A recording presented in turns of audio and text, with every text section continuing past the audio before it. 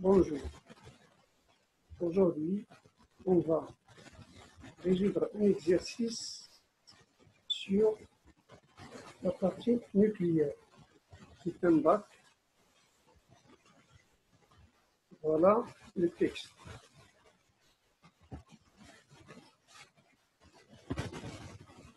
La radioactivité est utilisée dans plusieurs domaines comme la médecine, où l'on peut diagnostiquer la maladie par imagerie médicale en utilisant des substances radioactives comme le fluorodioxyglucose FDG.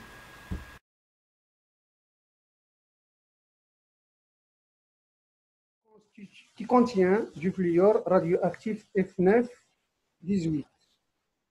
Après avoir injecté le FDG par voie intraveineuse à un patient, on peut suivre les rayonnements émis à l'aide d'une caméra spéciale. Les données, voilà le tableau, ils donnent les noyaux, différents types de noyaux, et énergie de liaison par nucléon, et puis la demi-vie du fluor F9-18, T1,5 égale 110 minutes. La désintégration du fluor F9-18. Le fluor F9-18 est radioactif bêta+. Écrire l'équation de désintégration du fluor F9-18 en précisant le noyau fils.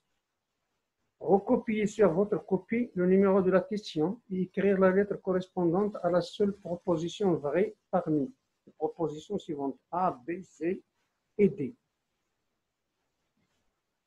Question suivante. Déterminez en justifiant votre réponse le noyau le plus stable. Parmi ces noyaux, l'azote, l'oxygène et NE. Maintenant, l'injection du FDG à un patient. Pour réaliser un examen d'imagerie médicale d'un patient, on lui injecte une dose de FDGA d'activité A égale 5,010 puissance 8 becquerel. La dose du FG a été préparée dans le bloc de médecine nucléaire d'un hôpital à 5 heures du matin. Pour l'injecter au patient à 10 heures du même jour, c'est-à-dire c'est 10 heures du matin aussi. Cela veut dire que la durée écoulée, c'est 10 heures moins 5 heures. Et 5 heures, donc, l'activité du fluor F9-18 à 5 heures est à 0. On ne le connaît pas. Vérifiez que A0 est égal à 3,310 puissance 9 becquerel. On passe à la résolution.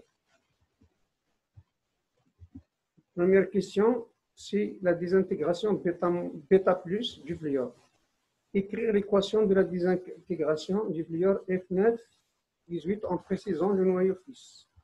D'une manière générale, on écrit F9-18, ça donne Y à chercher, noyau fils, nombre atomique Z, nombre de masse A. Plus, bêta plus veut dire le positron E+, qui a pour masse 0 et pour charge plus 1. D'après les lois de Staudy, on peut écrire que 9 est égal à Z plus 1. Et aussi, donc cela veut dire directement Z égale 8. Z égale 9 moins 1, c'est 8. Et aussi 18. 18, c'est le nombre de masse. Est égal à A inconnu plus 0. Donc A égale 18. D'après le tableau, on doit chercher quel est le nucléide qui représente le noyau fils Y. Donc c'est celui qui a Z égale 8 et A, le nucléide A égale 18. Le noyau fils est donc au 8, 18. La réaction s'écrit, l'équation de désintégration s'écrit F9-18, ça donne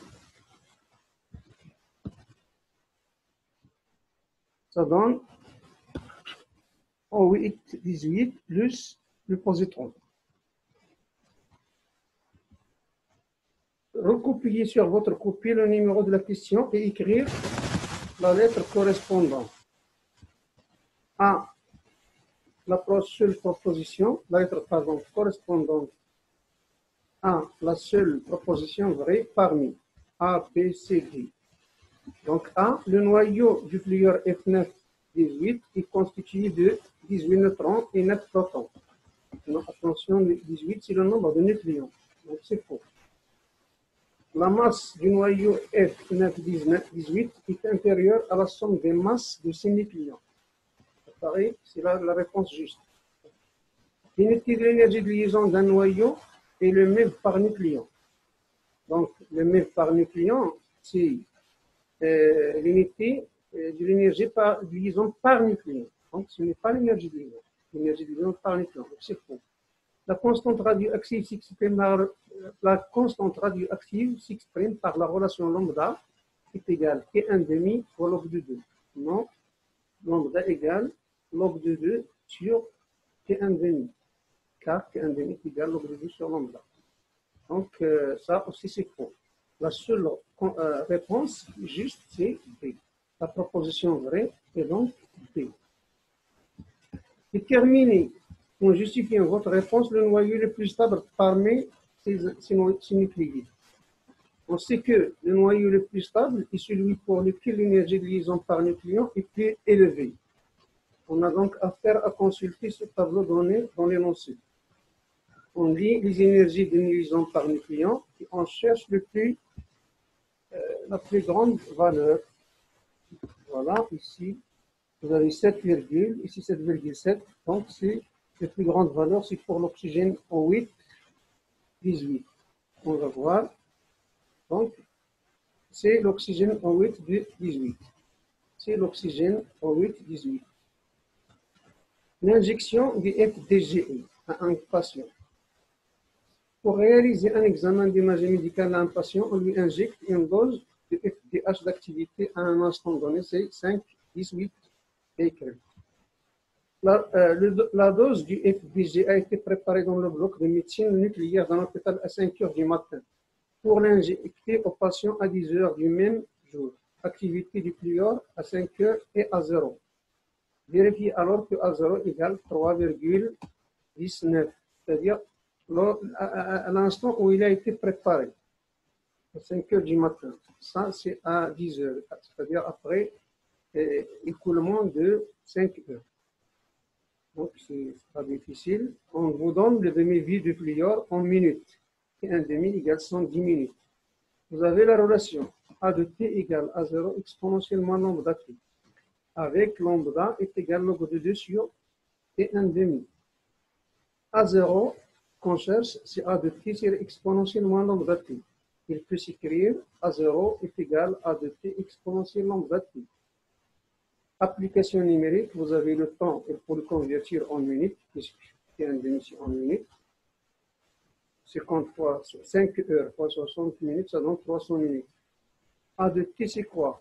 C'est 5 10 puissance 8. Donc, application numérique, A0 est égal 5 10 puissance 8 fois l'exponentielle de l'objet de qui est égal 0,693 sur 110 T1 demi fois le temps écoulé, 5 heures, c'est 300 minutes. Le résultat est A0 est égal à 3,3 10 puissance 8 becquerel. C'est le résultat affiché ici, ce qu'il fallait démontrer. Donc, c'est la fin de la résolution de l'exercice. Pour en tirer profit, vous avez intérêt à chaque fois d'arrêter la vidéo lorsque la question s'affiche et essayer de répondre avant de voir la réponse. Bonne chance et à la prochaine séance.